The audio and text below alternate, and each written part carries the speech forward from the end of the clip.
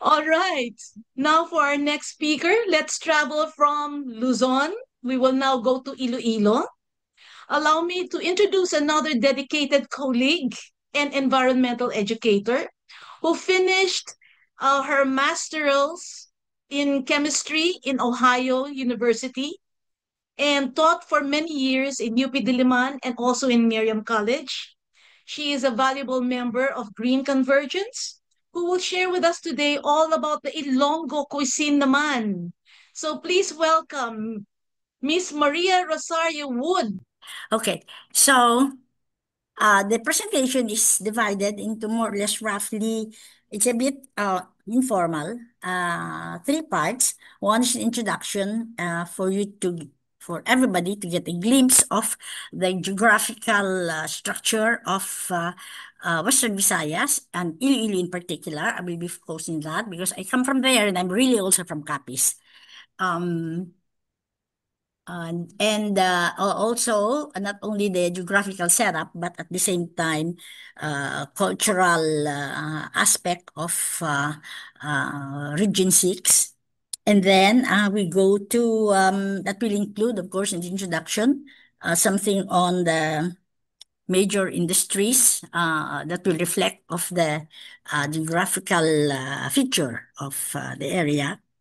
And then we go next to, I'm going to give you a glimpse of a list actually of common household ingredients that comes with Ilonggo cuisine, so to speak. Okay. And of course, the third part will be a introduction of just the most common cuisine that you will see in households in 3-star hotels, restaurants, 5-star hotels, etc. Okay. So again, thank you, Green Convergence. So I would like to quote to start with a very this simple statement coming from my most admired person, Albert Einstein. And he said, look deep into nature, and then you will understand everything better. And to my mind, to understand is really to do what's right. And you will see that as we go on. Okay. Next slide, please. So, Region 6, as I've said, which we refer to as Western Visayas, consists of Aklan, Antique, Capiz, and Iloilo. These are the four provinces that makes up Panay Island, which is physically separated by body of water from Guimaras, which used to be a part of Iloilo, but now totally a separate province. And of course, Negros Occidental. The second column shows us, to give an idea of the area, which tells us that the biggest province is Negros Occidental, followed by Iloilo, and then third are Antique and Capiz. Smallest, of course, is Guimaras. On the far end, we have the population that obviously goes with the area. Now, Panay as a whole um, is is a very varied, has a very varied geographical structure. Iloilo, which is in the southern part, um, Capiz going north, eastern north. And if you turn to the left, you go all the way to Aklan. Iloilo and Capiz, mostly combination of highlands, meaning to say mga bundok, and lowlands. And that makes these two provinces the rice granary of the Visayas. Okay? Rice being the major agricultural product or industry.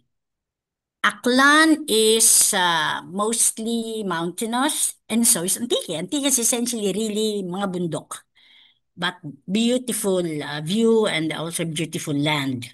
with the varied plantation of different kinds of crops. Negros Occidental is mostly also flatland with a little feature of some mountainous area, and that makes it perfect or suitable and also its land because of Mount Canlaon for growing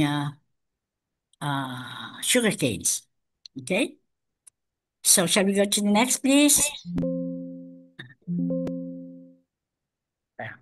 Next. Okay.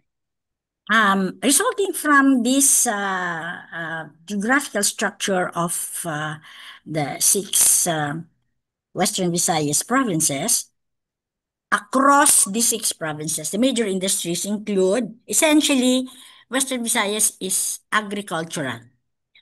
So across, we have major crops of palay, corn, sugar, coconut, banana. And of course, although I didn't include it here, a variation of a lot of different kinds of fruits.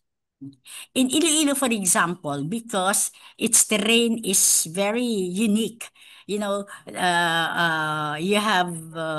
an outskirt that is just about 30 minutes from the city, and it's very highly elevated, several hundreds of feet above sea level. It's cold. It's like Baguio with pine trees, and that's one of the how do you call it, fruit major fruit leading producer of Iloilo. Okay, so fruits are very abundant. We know Guimaras is well known for its mangoes. Okay, uh, fruits from endemic fruits like siniguelas, and no duhat or lumboy we call it, and so forth and so on. Bignay, bugnay we call it in Tagalog. It's bignay, and many more. Okay, and then of course we have food processing. Food processing is also agriculture based, and it includes uh, bottling of fruit juices, a lot of preserved carbohydrate-based delicacies like biscuits and all of these sweets. And of course, tourism, simply not because of the food that we have that I believe people love to eat, but at the same time also because of the different tourist destination that has been fastly developing since the last 20 years. And then, of course, sugarcane, we have the milling industry. And then, of course, aquaculture. Aquaculture is essentially limited to bangus, shrimps, and the bigger ones, the prawns, crabs, tilapia, and now for the backyard or home lot aquaculture, we have of course, the tilapia and the hito and the dalag. Mudfish, I believe, is dalag, no? Hito. Pantat, as we call it. Okay. So, next, please. So these are the first 1, 2, 3, 4, 5, 6, 7. The first 7 vegetables and fruits, I will explain later because some of these are, to most of us, are known as fruits, but to us, it's really more vegetables. Okay. From number 1 to number 7, this is very common in any household. At least, especially in the rural areas, in towns, in barrios, in barangays, but even in the cities, as long as there is a little bit of extra land, may mga tanim yan ng mga ito, no? Number 8, okay, let me just explain. Coconut, because of the nut, the nyog, okay? And the ubod. The ubod is the core of the coconut when it's young. When you plant a coconut from the nut seedling, and you grow it to 3 to 5 years, at the most 5 years, not exceeding 5 years, normally 3 years. People use the core, yung pinakailalim, no? As food. Okay, we call that the ubod. So you're essentially killing the coconut when the ubod is used. But don't worry, because people have learned to replace, for every tree that they cut, they replace 2 trees. Okay. The jackfruit, the langka, we call it, the green is used as vegetable. The ripe, the ripe one, the yellow one, already is used as fruit. Okay. The banana heart is the puso ng saging, we call it. Okay. And the body of the banana tree is used as food. We call it the core. The outer part is torn out and discarded. Pero yung sa loob, the core is, that's what we call ubad. Okay. These are the Ilonggo terms. And then, of course, we have the kadyos. It's a little bit bigger than the mung bean, the mongo. These are, I think the kadyos, to the Americans, they have the lentils. It's more or less the same. Okay, in taste, gano'n din. Kaya lang, the kadyos comes in 2 colors, white, green, and red. Okay. Lemon here, I'd like to clarify, is the native lemon. We call it limon. Okay. It looks like the American lemon, but it's huge. It's a shrub because the tree is not taller than, it goes just as high as about 5 feet. And then the lemon is the fruit. It bears so many fruits, but the fruit are so big that you have to put a steel in each of the branches because they all bend down and break the branches. The sizes of this lemon ranges from a small glass, a big fist, small glass, to about a pitcher, small pitcher. Okay. They usually don't go to full yellow in color. It mostly remain green. But essentially, really works as lemon. Then calamansi, we have a lot of that too. Bamboo shoots, the tambo, we call it tambo, or in Tagalog, labong. It's very largely used as a vegetable. In the provinces, because it occupies so much space, we see bamboo trees in rural areas. In the towns, a little bit away from the households. Okay. Takway is a root. It's a crawling root of a vegetable that we use for making laing. Okay. Of course, we also cook the leaves, but the takway is mostly used. Okay. Saluyot, of course, that's very, very common. Sili, all kinds of we have the big ones, they're heart shaped. We have the small labuyong sili, we call it, and then we have the long ones for sinigang, etc. All of these are usually found in the backyard of any house, in most of the houses in towns, and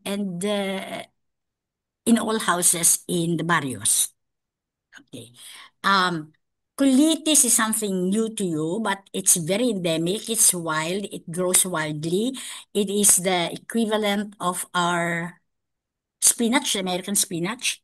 It tastes like spinach, except that, number one, it's not cultivated. It grows in the rice fields. Okay, at certain, it's perennial, but very abundant in certain times of the year. And it also grows thorns, so that's the main difference between the ordinary spinach. Lupo is another variety of the colitis, and then of course pako is a fern. I'm sure very familiar to all of you. Okay, so these three, number 8, are not cultivated, they are not planted, they just grow, and people just gather them in their peak season, but it's all year round. Okay, for flavoring agents that we find in our backyard are the ginger, of course, the luyang dilaw, turmeric. It's planted very, very vigorously. And then we have Langkawas. Langkawas is tagbak. They are ginger species of ginger, but wild. So they're not planted, they just grow in the wild. And they grow very vigorously that they are just simply gathered when needed. Okay. But one, I'm sure, is used, and libas. But one is a fruit, but it is a souring agent. Ginagamit sa sinigang. Oh, so libas, on the other hand, I would like to think, I don't know the other name of that, but we've been using that, and we use the leaves, but it grows fruit like similar to the tree, and the leaves are similar to, how do you call this? Um, anyway, I don't remember, I forgot the name um, of the fruit itself. Okay. Of course, tomatoes is very common, and then green onions, the leaves of the green onion. And then the rest, I will not go to the details anymore. You're very familiar with this. But these kamote tops, alugbati, etc., they're mostly planted also in the backyard. They're also backyard vegetables. Okay. Root crops, which are also planted, but except for the wild potatoes, which we call tamis. But all the others, they are also planted in as a backyard crop. Okay, so we can see that maybe by the nature of, well, the fruits I didn't mention here anymore, the real fruits, like for example in Iloilo, around the towns, not in the city, but in the towns, you have a variety of so many fruits. Kamachili, duhat, lumboy, we call it. We have local, what we call it, local blueberries. Okay, all kinds of berries are there. We have the taghangin, which is the elderberry. They look like they're bigger than the blueberries. They're fruits, and we don't use them as for the wild ones as fruits, but they processed as jams or as jellies. Okay, so adibalinghoy, kamuting kahoy, we call it. Also, although it's planted, but it grows widely. Just, you don't have to replant and replant. It just continue to grow by itself. That's why some people consider it even as a wild plant. Okay, cassava, we call it. Okay, next please. Now, we go to the local cuisine. After I've sent um, in Western Visayas, as I've said, because the six provinces are very proximate to each other, and because they're accessible by land. Like for example, you can make a loop tour of Panay Island. Okay. You can go to Boracay from Iloilo via Antique or via Capiz. Yeah. And you can take a 1 hour ferry ride to Negros, and 15 minutes to 30 minutes ferry ride also to Guimaras.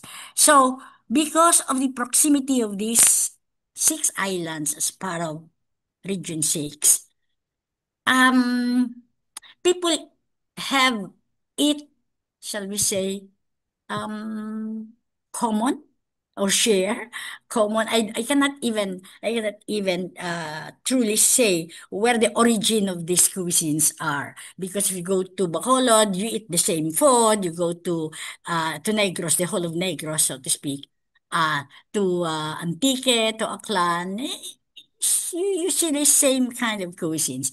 Okay, so I've divided it into three parts. We have the vegetable cuisine, the meat cuisine, and later on the seafoods. For the vegetable, we have the laswa. I think this is now familiar to many non-Ilonggos or non-Visayan. If the Chinese has the chop suey, we have laswa. Because laswa is essentially a mixture of leftover, uncooked, but still fresh vegetables. It's essentially boiled, okay? In onions, uh, and ginger. Okay. In the later on in the next slide, we will see examples of this. As I've said, it's a very common dish simply because number one, it's so easy to cook. Number two, the ingredients, the vegetables that we need to put them together are available dahil mga leftovers lang. No? Yung mga sobra-sobra. Sabi ko nga, chop suey. And then, of course, it tastes good. Maybe because of the effect of the ginger. We also put sometimes even moringa or and other kinds of vegetables. The main ingredients of this, of course, are kalabasa, talong, sitaw, ano pa, sigarilyas, if there is, and then ampalaya.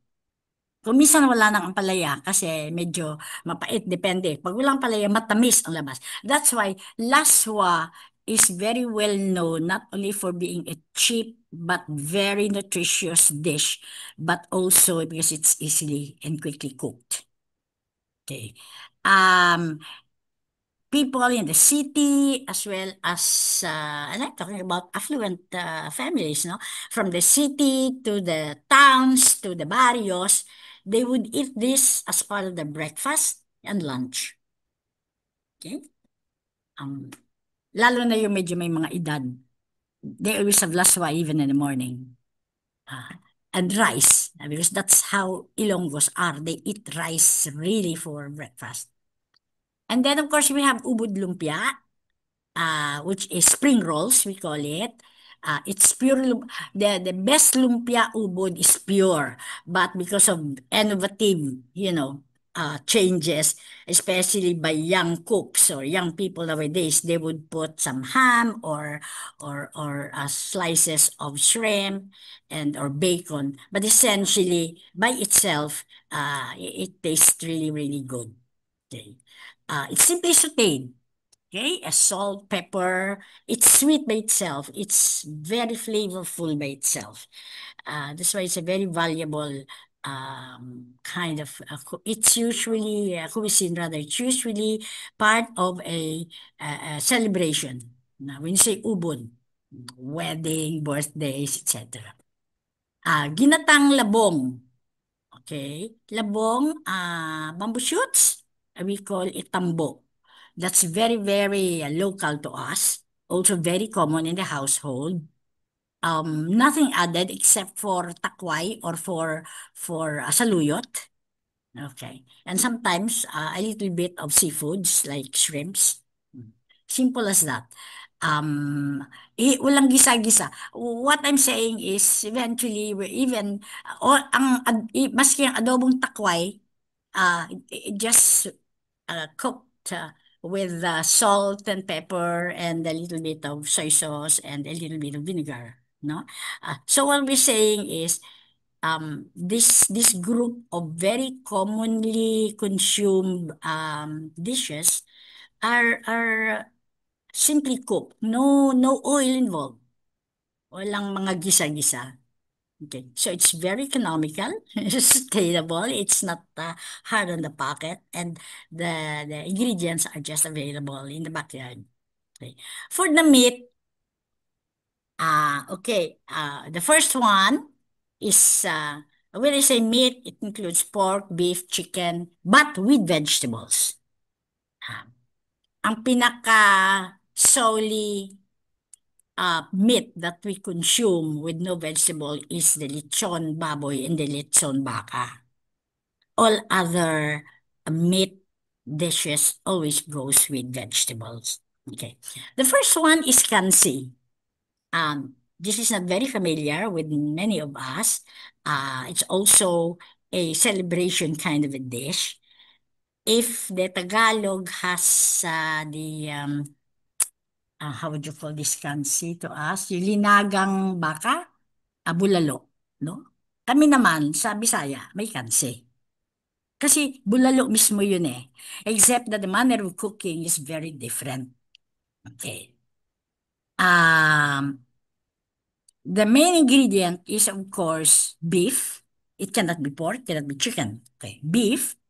And then what makes it very flavorful is because of the souring agent that are used and the other spices that we used. So, mamaya pag nakita natin yung ano picture, I'll just explain it more. Okay. But this is one dish that the batuan is already used here.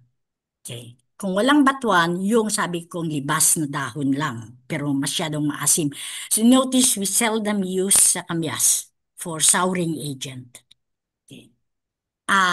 The next that's very common, also very popular, is KBL. We call it Kadyos Baboy Langka. The jackfruit used here is the green jackfruit, the young one. Ay, malambot pa siya, madaling maluto. And then any part of the pork will do. Kadyos, as I've said, is similar to lentils. No? It's like a midway or a hybrid of lentils and mongo. Very flavorful. Another one is the chicken, but we call it ubad mongo manok. But the chicken here is actually the native chicken. We never use for this UMM na tawag namin, we never use the 45 days or the poultry chicken. We use the free range chicken. Okay. Also, again, those ingredients earlier that I mentioned are all used here, no? The souring agents, the even the different kinds of ginger and so forth, the wild and the native. Binakol, that's chicken dish. It's simply boiled, all of these, no? First four, Kansi, KBL, UMM, and Binakol, they're all boiled dishes. Walang gisa yan. Puro laga lang. Okay. And the Binakol is cooked in lemongrass and ginger and garlic and onions, of course, salt and pepper. That's it. And sometimes nalagyan din ng mga langkawas, which is, as I said, wild ginger to make it, to have that unique taste. Okay. This is a very popular dish in both in the city and in the provinces because it's not too expensive.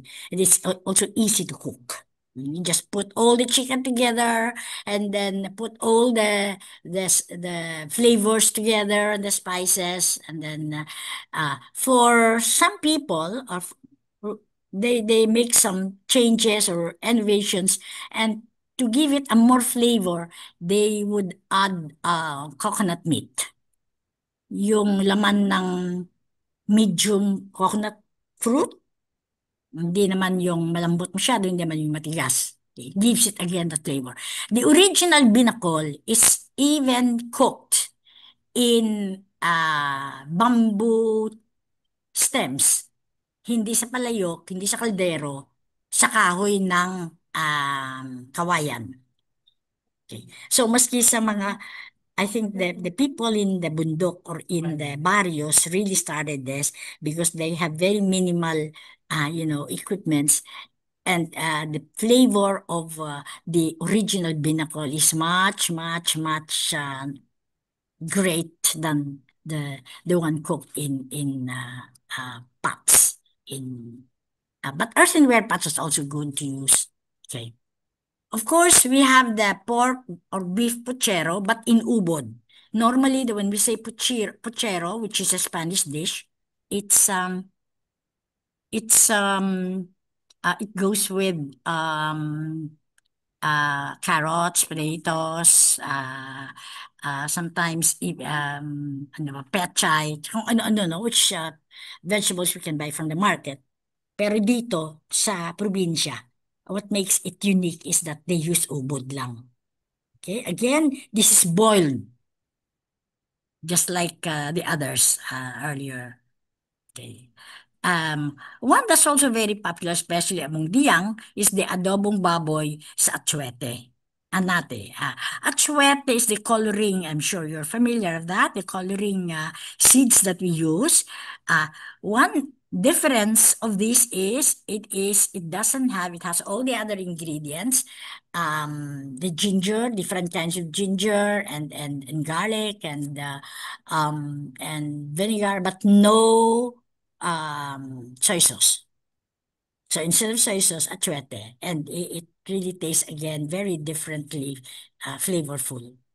Okay. Then of course, inasal, chicken inasal. The chicken here, when say inasal, is again the free range or the backyard or the native chicken. Pansit molo, well, um,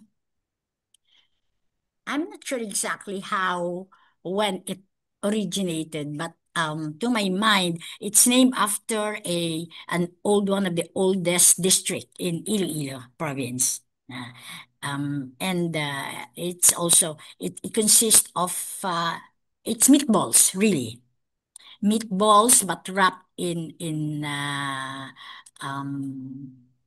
would you call that? We have this shomai wrappers. No, they use that, and a lot of green onions and garlic, and so that's what makes it very. And then a mix of chicken, a little bit also of chicken and shrimp. So this pancit molo, the filling is essentially pork, ground pork, and shrimp, but the broth is chicken. So you can imagine the taste of the three put together, no, in one. And of course, the bok choy is our noodles. Okay. Kung may pansit canton naman ng mga Chinese, kami naman merong pansit molo. Pero it's a soup. It's a soup based noodle with pork, lean pork and liver and a lot again of onions and other condiments. Okay. So, this, there are many, many more because Ilonggo food. One thing about Ilonggos or people from the Visayas, especially Iloilo, they love to eat. They don't stop eating at all. They overeat, if I would say so. Um, the thing is that because the ingredients are just so available, even in the cities, the towns where vegetables are grown commercially are very close, and even in the city, some houses have their own vegetable plots, you know, um, at all times. And but more, vegetable plots is a must or is given in the provinces, in the towns, and in the barrios. Okay, so if we go to the next slide, you can see there those. For the fish first, and then the seafoods. Of the 6 provinces of Region 6, Capiz is known to be the seafood capital of the Philippines. I don't know if it still holds, okay, but it is true that if you want special seafoods, you go to Roa City and Iloilo City, okay, because of some how would you call it, deep sea fish species that are only endemic in those areas. Okay, so for the seafood, we have the dishes are fish sinigang. Well, essentially, it's the same sinigang the way we cook it here, no? Except that our sinigang then is not as sour because the souring agent that we use are the batuan that I've said earlier, which is really a fruit. It's round and shaped like a star, and the libas. Okay, and in some instances we have the native ginger that we put to give it a biting taste. Okay. So it's not as sour as a matter of fact, it has a little sweetness than more, and over the sourness that you can taste. The seafoods that are used here are deep sea white fish. The flesh of these fish are white and they're very flavorful. So with the managat, the inid, I think here we call it kalalakitok. Kaya lang, dun sa amin, they're huge. They're really big. Okay. And then we have the red snapper. We call it dalagang bukid. Doon naman sa amin, that also big fishes.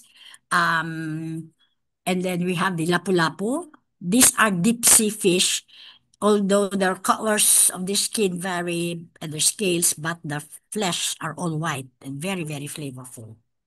Okay? And then, of course, very common. So, ang pinaka-specialty of high-end restaurant are the fish sinigang of the Managa, the Inid, etc. There are many more that I can mention later. And then, household commonly, because they're very expensive, uh, bangus is usually cooked. Ang sinigang namin sa bangus is not the usual Tagalog sinigang. It's cooked in banana heart or puso ng saging with, of course, the souring agent again. And then we have the grilled dalag. Dalag inito are freshwater fish. Their supply are very sustainable simply because they thrive in waterlogged areas of rice lands. So they're very abundant, especially after harvest time and during the rainy season, like month of April, May, June. Okay? So they're just gathered. The dalag, the hito are now cultured, but the dalag are still caught in this waterlogged areas. They are normally, they could be cooked as fish sinigang as well, but very popularly they're grilled. We call this grilled dalag and hito as the plat. In shape, if you open their shells, they look like wings of angels. That's why they're called angel wings. So they're very beautiful and very, very delicious seashells, but very expensive too as well. They're deep sea, so they're very rare. There's certain season for catching them. It's not available all year round. And of course, we have the talaba, the oysters, and then you have the white shells and the green shells rather is tahong. The white shells are the halaan and so forth. They're all available except for the diwal. All the others, the talaba, the white shells of different kinds, including the kapi shells, they're also eaten. And then the green shells at tahong, they're available all year round. Lemongrass. And sometimes also we add the wild ginger, which is really, really very flavorful. Mhm. And then we have the ginataang alimango. Crabs are of two kinds. No, we have three kinds, I would say. We have the sea crabs, we have the stone crabs, so to speak, no, which is quite rare, and quite expensive. And then we have the cultured crabs. So many fish ponds are now crab ponds. Hindi lang fish ponds kasi mas profitable ang crabs. Although it's harvested only once a year, every 10 months. Okay. And then the kagang, we call it, is freshwater crabs. They're generally smaller but more delicious, and they are found in shallow river beds of rocks. Here are the dishes on the left, from the left to the right. This is the ginatang labong. And then the next is we have the KBL. I was talking earlier. Then we have the ubud lumpia down here. We have the takway adobo on the left, and then in the middle, what is this? We have the laswa. This is the last one. So the chopstick. And then of course we have now the kansi. Okay, next please. All right. So what we see, so there are three words or two words essentially. Sustainable, local, um, uh, and sustainable simply because the availability of these food materials are there. Some now the some are still being caught under controlled amounts, of course, and then some are just growing by themselves seasonally, and then some are cultured in their background in backyards. So even what I'm saying is that in our place in the Visayas,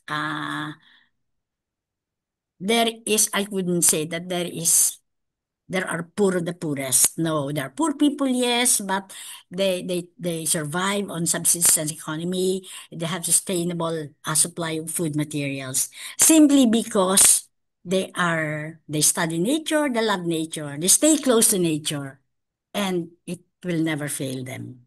So thank you very much. I hope you enjoyed the presentation. Thank Thank you, you, thank Tessa. you.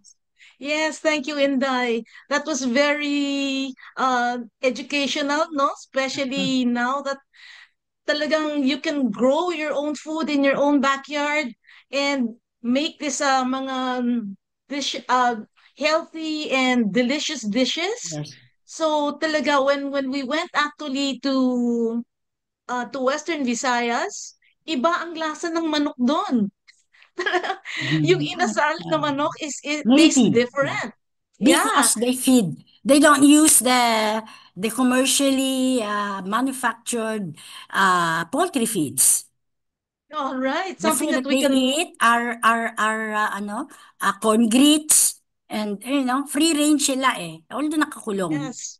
So Iba and talaga. anything that they can peck from the ground, yeah. But they're fed. They're fed. Yes. Right? And your Oo. binakol, laswa, pansit molo. Talagang we really enjoyed our stay dun sa Mm, when we were there mm, for the summit.